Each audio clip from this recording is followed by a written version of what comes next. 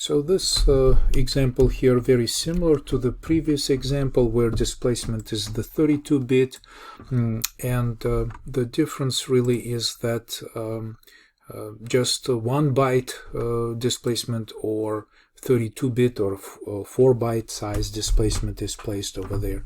So this is another instruction, and you can probably just try to think about the possibility to encode it, but we can experiment with all of this when we start working on next laboratory. So this is just for your information, and just in case if you need to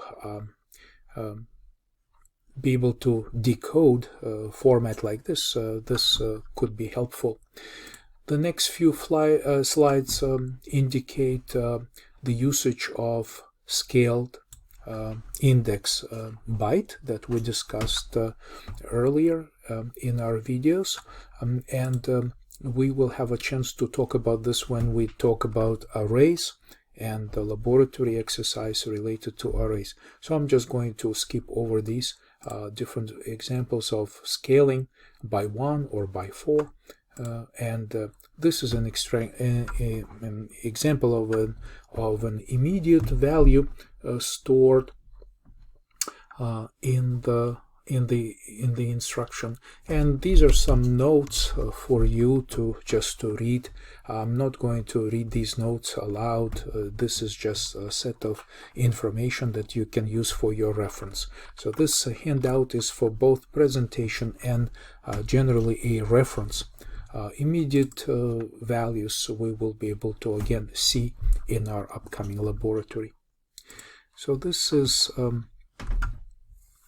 another aspect that we can talk about is how are we encoding 8, 16, and 32-bit operands.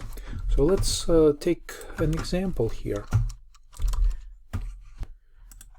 and we can try to use increment instruction and increment register ECX. Okay, so this will increment a 32-bit register, right? And then we can also try to increment here CX, which will increment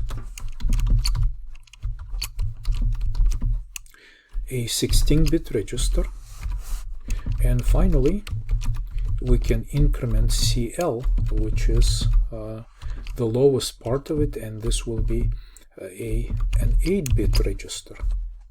Okay, so these are examples of increment instruction that we can try with this register.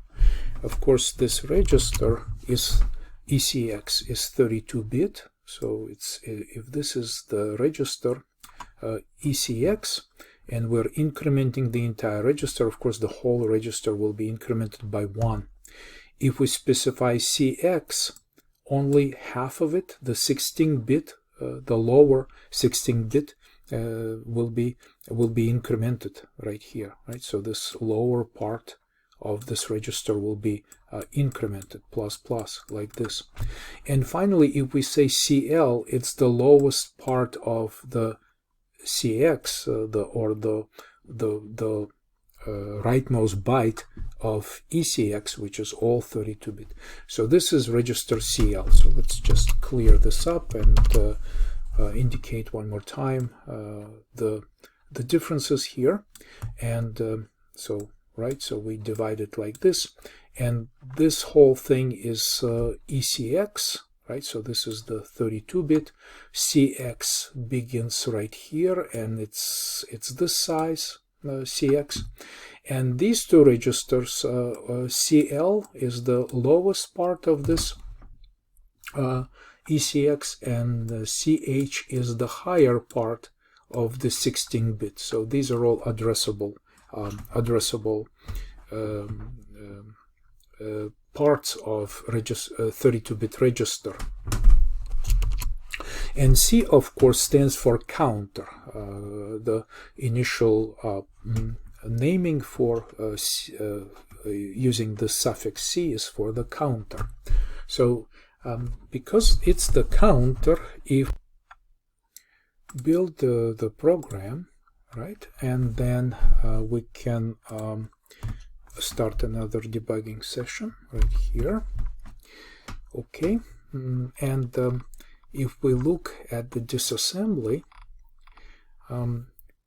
assembler knows that increment ECX, because ECX so often uses a counter, there's a special type of instruction code, operation code, opcode, which is hexadecimal 41, which is basically designed to increment register ECX.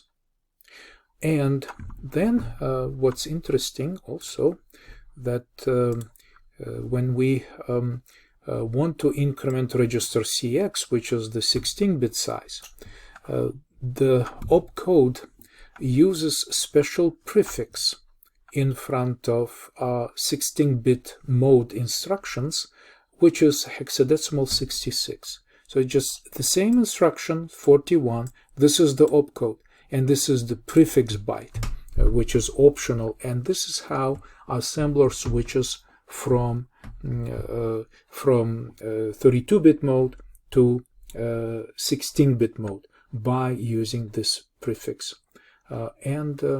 Of course, increment CL now uses a totally different instruction format. FE here is the opcode specific to increment instruction. It's one of the opcodes of increment.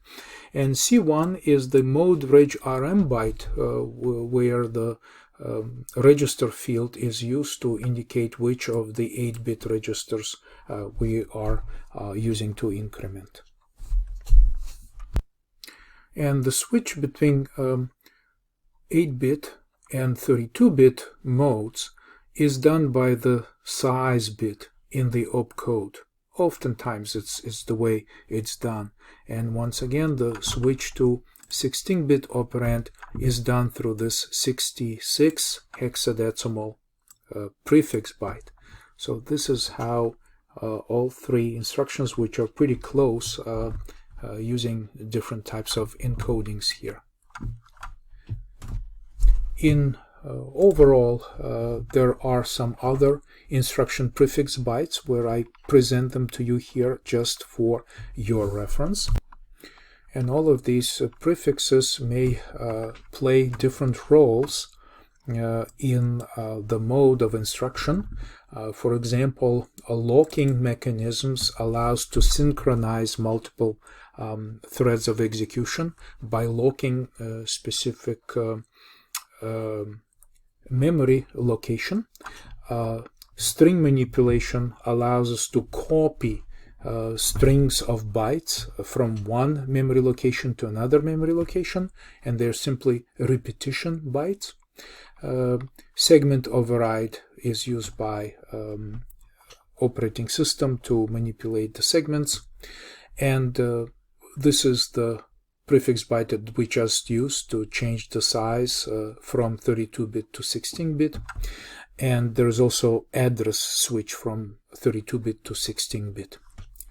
Okay, so these are possible prefix bytes that we can have in front of the opcode. So the opcode, and before the opcode, we could have a combination of prefix bytes, maximum of 4 and minimum 0, but they all serve these different purposes as outlined in these slides.